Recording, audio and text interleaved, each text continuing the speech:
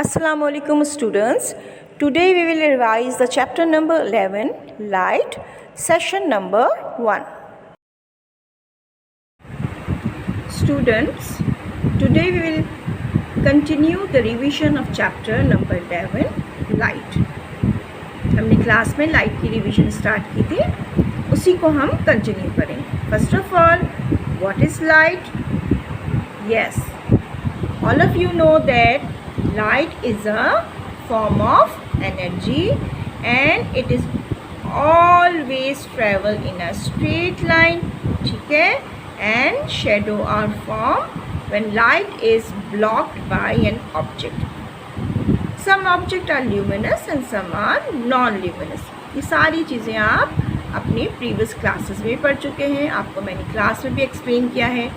ये light source जो है वो एनर्जी प्रोड्यूस करता है. Light is a form of energy.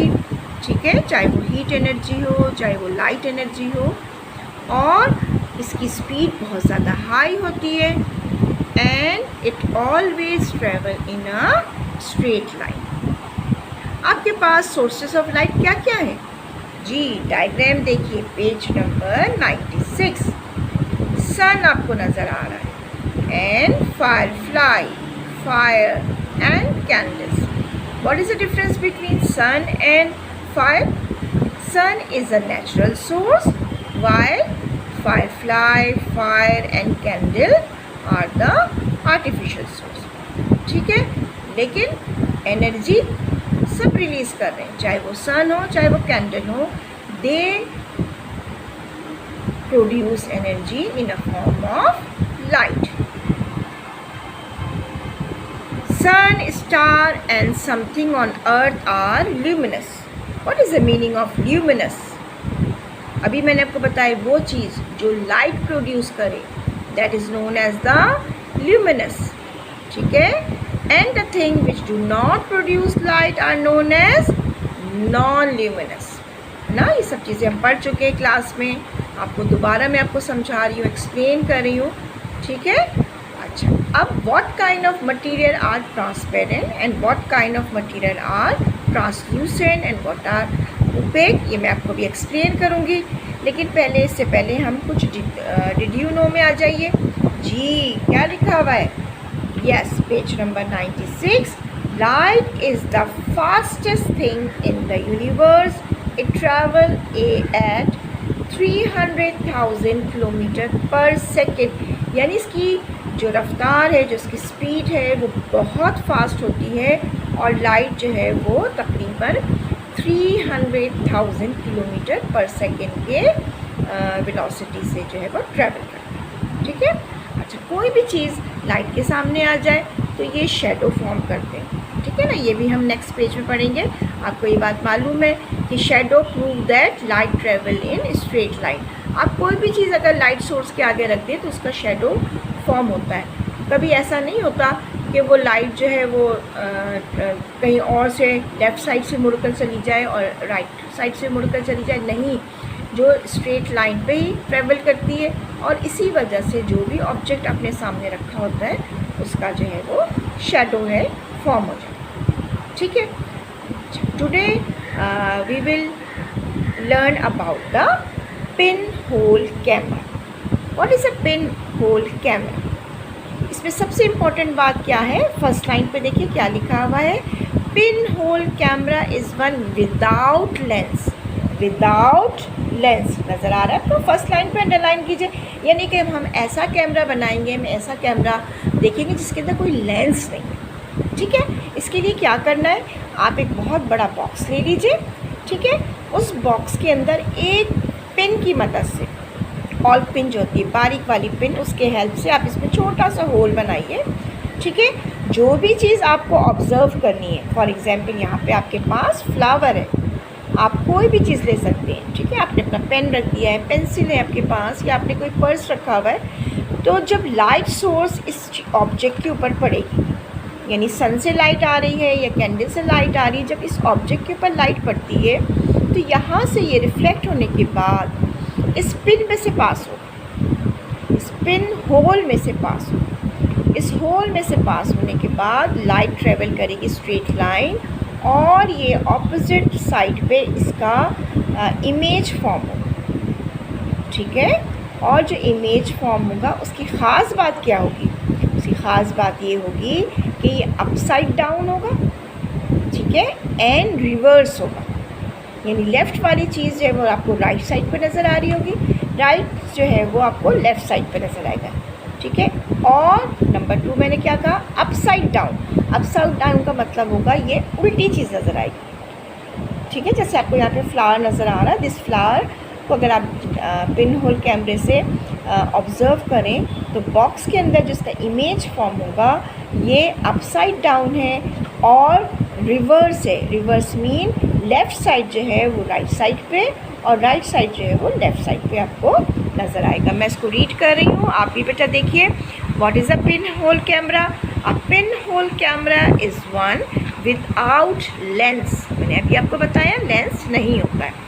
It consists of a box with a pinhole at one end and a screen made up of tracing paper at other. यहाँ पे हम tracing paper लगाएंगे तब उसके ऊपर हमें इमेज नज़र आएगा। ट्रांसपेरेंट ट्रेसिंग पेपर आपने देखा होगा, बटर पेपर जैसे हम किचन में इस्तेमाल करती हैं, ठीक है। The pinhole is a very small hole at one end of the box made with the help of the tip of a pin. This is used as a lens. The smaller the hole, the sharper is the image. जितना छोटा जितना बारीक whole होगा उतनी ज़्यादा clear आपको image form होगा।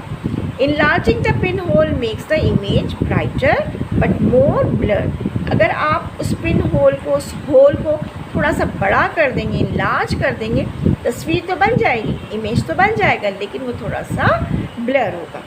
Okay, next page, page number 97. The light from a light source fall on the object. From that object it is reflected and enter the camera through the pinhole. Since light travel in a straight line, it goes straight to the other end and fall onto the screen of the box. अब ख़ास बात क्या है? Last line देखिए, underline कीजिएगा।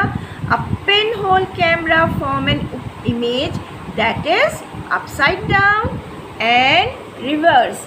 Upside down and reverse यानी उल्टी तस्वीर बनेगी, उल्टा इमेज आ रहा होगा और ये लेफ़्ट साइड जो है राइट पे और राइट जो है वो लेफ़्ट साइड नज़र आएगा, ठीक है। ये बात आपको समझ में आ गई। ये प्रैक्टिकल आप घर पे भी कर सकते हैं। अगर आप फ्री बैठे हुए हैं तो एक बहुत बड़ा बॉक्स ले लीजिए, कोई कार्टन ले लीजिए, उसमें एक बारीक सा होल कीजिएगा और ऑपोजिट साइड में आप एक वाइट पेपर लगा दें। वाइट पेपर जो बटर पेपर है या ट्रेसिंग पेपर है, और आप किसी भी ऑब्जेक्ट को सामने रख के प्रैक्टिकल कीजिए, परफॉर्म कीजिए, तो आप ये पिन होल कैमरा बना सकते हैं। Okay, next topic. What is the next topic? Next topic is reflected light. What is the meaning of reflected light? When light strike any surface, it is reflected. यानी जब भी light किसी भी surface के ऊपर पड़ेगी वो रिफ्लेक्ट होगी, वापस आएगी, ठीक है। आप ये डायग्राम देख रहे हैं, अगर ये स्मूथ सरफेस है, ठीक है, स्मूथ सरफेस है तो जिस एंगल से लाइट आएगी उसी एंगल से रिफ्लेक्ट कर रही है। लेकिन अगर सरफेस स्मूथ नहीं है, थोड़ा सा ये कर्व है, तो लाइट जिस एंगल से आएगी तो हो सकता है वो थोड़ा सा डाइवर्ज हो जाए, थोड़ा सा इसका एंगल जो है वो चेंज हो जाए। लेकिन अगर सरफेस स्मूथ है तो जिस एंगल से लाइट आएगी उसी एंगल से लाइट जो है वो रिफ्लेक्ट होती है, ठीक है।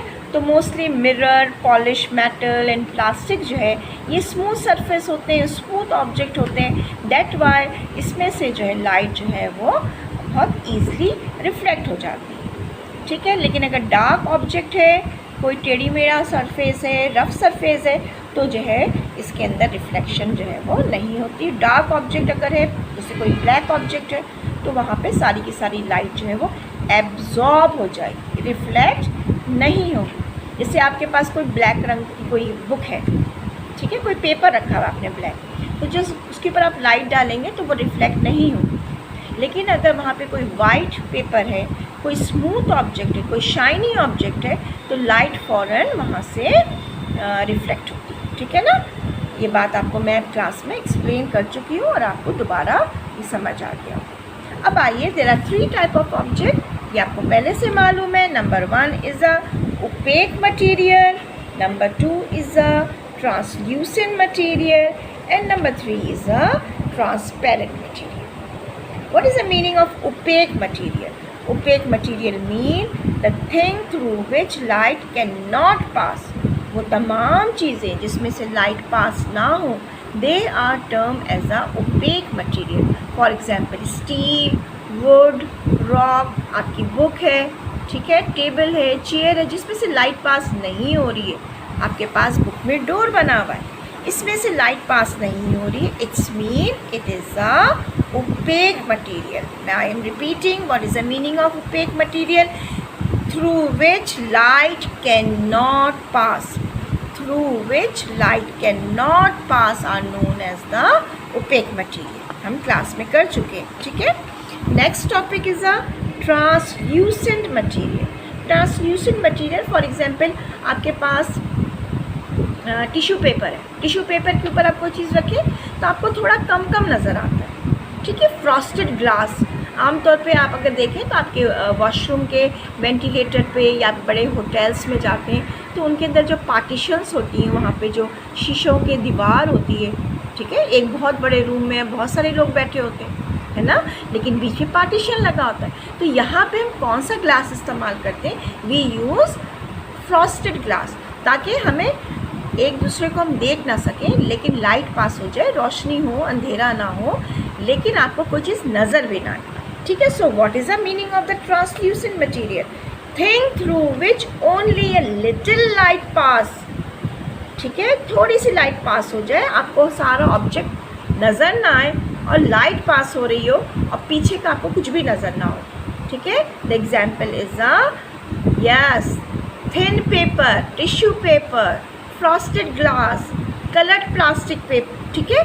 तो ये तमाम चीज़ें जो हैं फ्रॉस्टेड है. आपके पास बुक में एग्जाम्पल दी हुई है, ये हैंड नज़र आ रहा है, फ्रॉस्टेड ग्लास के ऊपर उन्होंने अपना हैंड रखा है, तो ये आपको बहुत क्लियर नज़र नहीं आ रहा.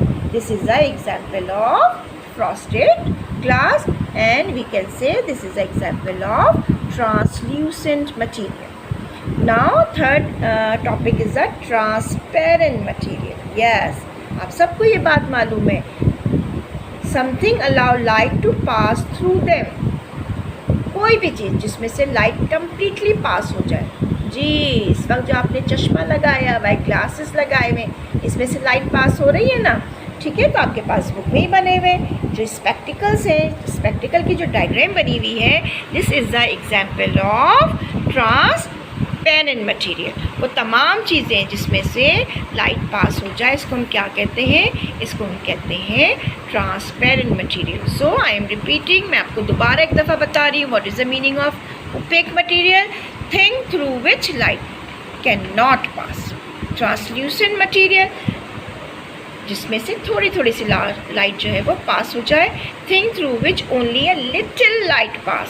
What is the meaning of transparent material? Something allow light to pass through them. ठीक है, ये हम क्लास में बहुत अच्छी तरह समझ चुके हैं और हमने ये सारा काम किया हुआ है, आपको सबको मालूम है. अब बात क्या आती है? बात ये होती है कि आप इसको प्रॉपरली लर्न करें, एक एक क्वेश्चन आप लर्न करें. ओके स्टूडेंट्स, आप अपनी कॉपी खोलिए जहाँ पे हमने रिवीजन वर्क स्टार्ट किया था. आपके पास डेट होगी इस वक्त 5th डेट को हमने ये काम किया था. ये मैं आपको कॉपी शो कर रही हूँ. यहाँ पे हमने चैप्टर नंबर 11 में लाइट की रिवीजन स्टार्ट की थी और we have completed question number 1 and 2. What kind of material are transparent and what kind of material are translucent. ये 2 क्वेश्चन हम कर चुके हैं एंड हमने इसकी डायग्राम भी बनाई थी. ठीक है ना. मैंने आपसे कहा था ट्रांसपेरेंट में आप एक स्पेक्टिकल्स बना लीजिए या कोई ट्रांसपेरेंट ग्लास बना लीजिए और फ्रॉस्टेड के लिए आप जो है कोई फ्रॉस्टेड ग्लास या टिश्यू पेपर भी ड्रॉ कर सकते हैं. We have completed question number 1 and 2. Now today we will do 2 more question. Question number 1 बहुत इजी है, ये तो क्लास 1 के बच्चे भी आंसर दे सकते हैं जी. क्वेश्चन नंबर 1 आप लिखिए अपने पास. Give 2 examples of following.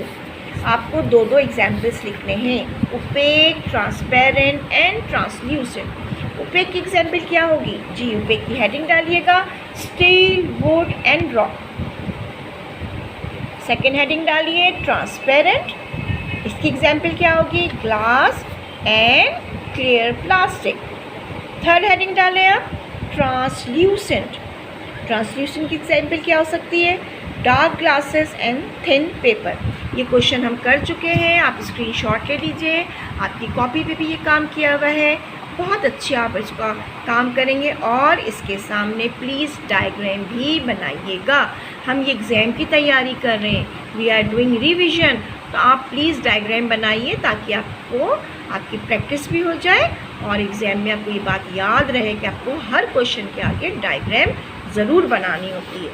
Question number 2, ये भी बहुत आसान है, बहुत इजी है, आप पहले भी कर चुके हैं। Question number 2, name 5 luminous things, how are they different. 5-6 चीज़ों के नाम लेने जो ल्यूमिनस है, ठीक है? Sun, lamp, light, stars, candles are the luminous thing. Luminous का मतलब होता है जो जिसमें से लाइट निकल रही है, जो लाइट प्रोड्यूस कर रहे हो। अब इसमें डिफरेंस क्या है जी? डिफरेंस क्या है? Star and sun are natural source while other are artificial. ये क्वेश्चन भी आप कर चुके हैं, आप इसके स्क्रीनशॉट लेके क्वेश्चन दोबारा कीजिए, लेकिन प्लीज़ इसको पहले लर्न करेंगे, उसके बाद आप क्वेश्चन करेंगे, डायग्राम ज़रूर ड्रॉ कीजिएगा। So this is the end of our first revision, chapter number 11 light पे हमने फर्स्ट रिवीजन दिया है आज। Tomorrow and day after tomorrow हम इसके 2 और सेशन आपको देंगे, देन ये चैप्टर आपका कंप्लीट हो जाएगा। लेकिन प्लीज़ मुझसे प्रॉमिस कीजिए आप एक एक क्वेश्चन बहुत अच्छी तरह याद करेंगे, लर्न करेंगे और उसके बाद राइट कीजिएगा। ओके स्टूडेंट्स, अल्लाह हाफिज़, टेक केयर।